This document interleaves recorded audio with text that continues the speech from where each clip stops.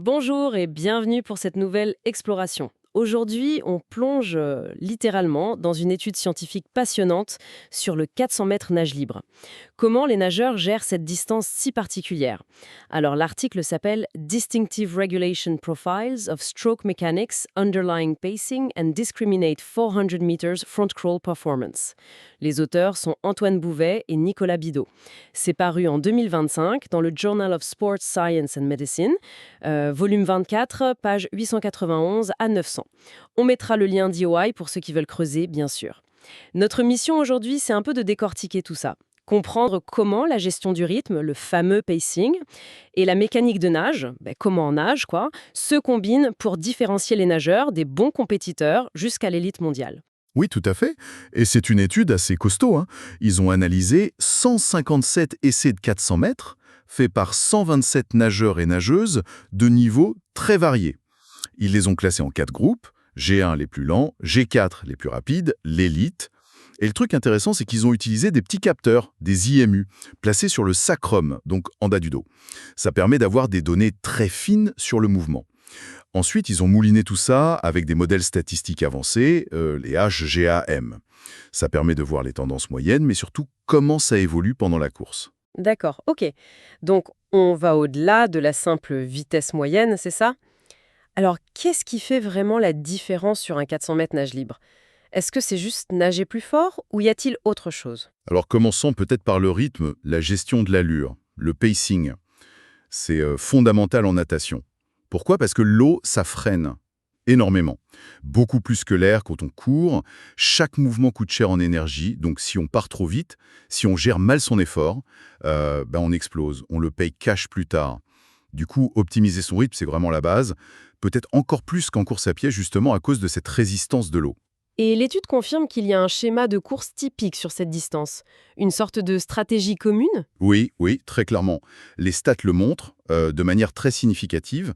La très grande majorité des nageurs, en fait, quel que soit leur niveau, ils adoptent un profil de vitesse qu'on appelle en J inversé. En G inversé, c'est-à-dire? C'est-à-dire un départ rapide, oui, puis un ralentissement progressif vers le milieu de la course, les 200-300 mètres, et enfin une réaccélération sur la fin, le fameux end spurt, le sprint final. C'est le schéma classique observé. D'accord, ça c'est la tendance générale. Mais j'imagine que les meilleurs, ils ne font pas exactement pareil. C'est là qu'on voit les différences. Exactement. C'est là que ça devient très intéressant. Les nageurs les plus rapides, le groupe G4, ils se distinguent nettement des autres.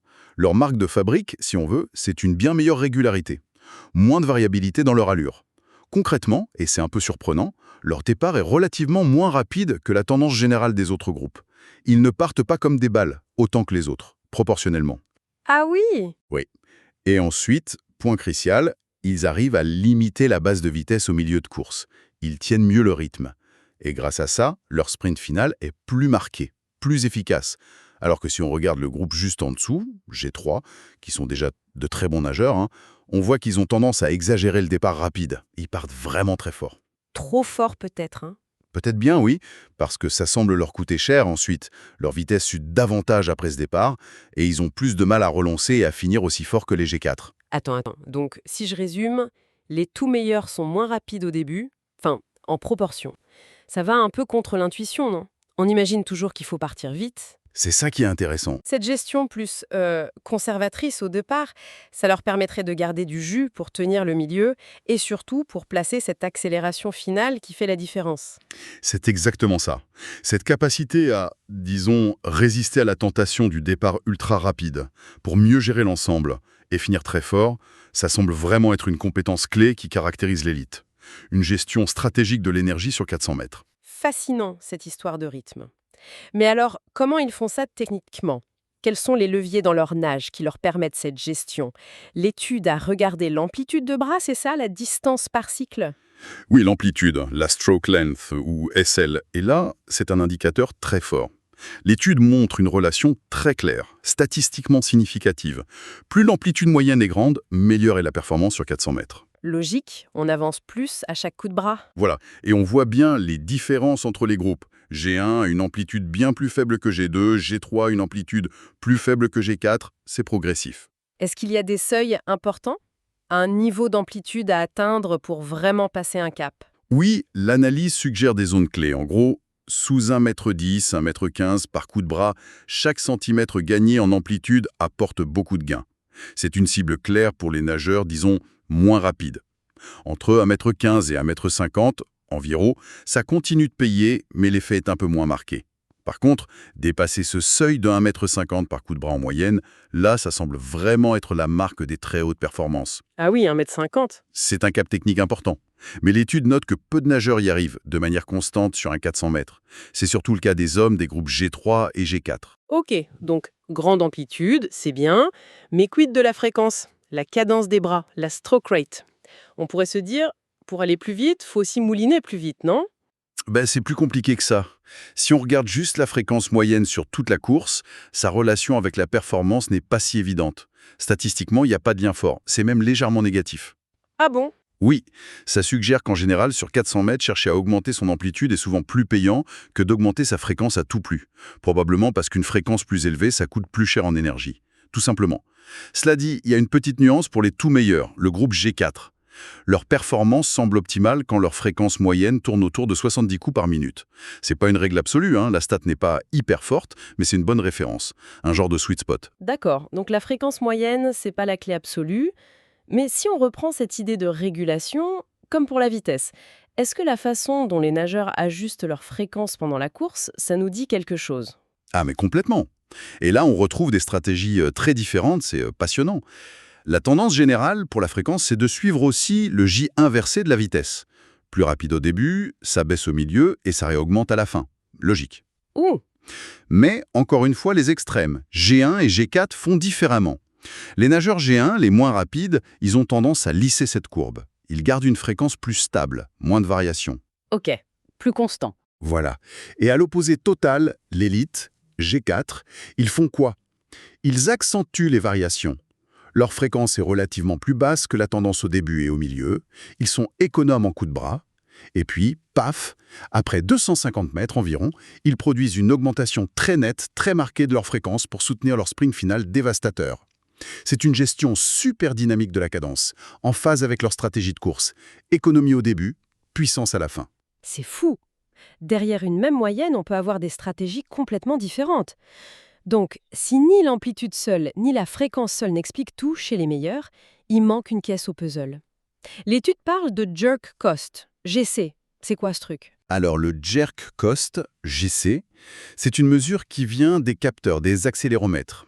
Ça quantifie, en gros, la fluidité de la nage, ou plutôt son contraire, le caractère saccadé. Un JC bas, ça veut dire une nage très lisse, très coulée, peu de variations d'accélération dans le cycle de bras.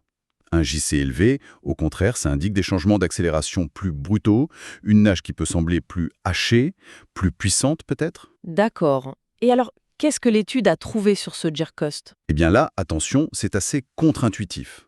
En moyenne, sur l'ensemble du 400 mètres, un jerk cost plus élevé est associé à une meilleure performance. Quoi? Donc nager de façon plus saccadée, ce serait mieux. Mais on nous dit toujours qu'il faut être fluide, efficace. Oui, alors attention, faut nuancer. Statistiquement, sur cette population, un JC moyen plus élevé est corrélé à de meilleurs temps. L'hypothèse, c'est qu'une nage avec plus de variations d'accélération peut-être, permettre de générer plus de force à certains moments clés du cycle. Mais c'est à double tranchant. Parce que ces variations, ça augmente aussi la traînée, le coût énergétique. Donc pour qu'un JC élevé soit bénéfique, il faut une maîtrise technique énorme pour que cette explosivité soit efficace et pas juste du gaspillage. D'accord. La fluidité, donc un JC bas, ça reste un signe d'efficacité, surtout pour les nageurs moins experts. D'ailleurs, G1 semble mieux performer avec un JC plus bas. Mais le vrai secret, encore une fois, c'est pas la moyenne, c'est la régulation de ce jerk cost pendant la course. Là, la tendance générale pour tout le monde, c'est une forme en U. En U. Oui. Je sais plus élevé au départ, phase d'accélération, et à la fin, le sprint. Et entre les deux, au milieu de course, le GC baisse significativement, la nage devient plus fluide. Logique, on cherche à économiser l'énergie en vitesse de croisière. Et nos champions du groupe G4, comment ils gèrent cette fluidité ou ce côté saccadé? J'imagine qu'ils ne font pas comme les autres. Exactement. Ils sont les seuls à vraiment se démarquer sur ce point. Et ils le font en exagérant cette forme en U de manière assez spectaculaire. C'est-à-dire qu'au milieu de course, ils arrivent à être encore plus fluides, à baisser leur GC encore plus bas que les autres groupes, pour vraiment glisser, économiser au maximum. La phase d'économie maximale? C'est ça. Et puis, pour le sprint final, ils sont capables d'augmenter leur jerk coast de façon très importante. Ils adoptent une nage beaucoup plus puissante, oui, plus saccadée au sens des variations d'accélération, mais terriblement efficace pour finir vite. C'est vraiment cette capacité à moduler activement leur profil de fluidité qui est frappante. D'accord, je crois que je vois. C'est une gestion très très fine de la qualité technique du coup de bras en fonction du moment de la course.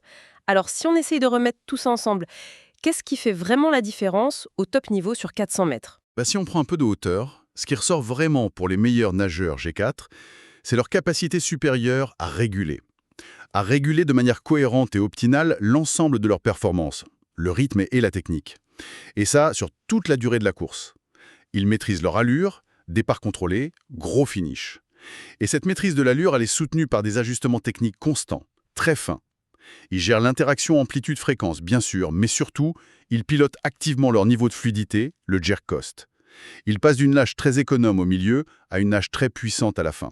C'est cette intégration, cette modulation fine qui fait la différence. Donc, si on voulait résumer les pistes pour progresser, ce serait chercher une grande amplitude, viser ce 1,50 m si on peut, avoir une fréquence de référence autour de 70 coups PAMI pour les meilleurs, mais surtout développer cette capacité à jouer avec sa fluidité, être capable de nager très lisse pour économiser au milieu et de générer de la puissance, même si c'est plus haché, pour le final. L'entraînement devrait peut-être cibler ça, cette modulation. Et aussi travailler l'efficacité de base, réduire les variations d'accélération inutiles quand on est en vitesse de croisière. C'est une excellente synthèse, oui. Des implications pratiques intéressantes. Sans oublier les limites que les auteurs soulignent eux-mêmes. Mesures faites à l'entraînement, départ dans l'eau, pas en compète avec plongeon. Et il manque les données anthropométriques, taille, envergure, etc., qui pourraient aussi jouer un rôle. En conclusion, cette étude d'Antoine Bouvet et Nicolas Bidault, elle montre bien que performer sur 400 mètres, c'est pas juste être une brute. C'est vraiment un art de la régulation, un ajustement permanent entre le rythme et la technique, avec cette gestion de la fluidité qui apparaît comme un élément clé au plus haut niveau. Tout à fait. Et ça soulève une question intéressante pour l'entraînement. Est-ce qu'on ne devrait pas regarder autant, voire plus, la manière dont les temps sont réalisés que les temps de passage eux-mêmes? Peut-être que travailler spécifiquement cette capacité à moduler consciemment son amplitude, sa fréquence et surtout sa fluidité en fonction des phases de course, c'est une piste d'avenir. On peut même imaginer pourquoi pas utiliser des outils comme ces capteurs pour avoir un retour en temps réel et développer cette conscience, ce contrôle fin de la nage. Une perspective vraiment stimulante pour l'entraînement de demain. Bon, pour celles et ceux qui voudraient aller plus loin, voir les détails des méthodes, les stats, les profils de chaque groupe, on ne peut que vous encourager à lire l'article original d'Antoine Bouvet et Nicolas Bidéon dans le Journal of Sport Science and Medicine. Le lien sera disponible. Merci beaucoup d'avoir suivi cette analyse.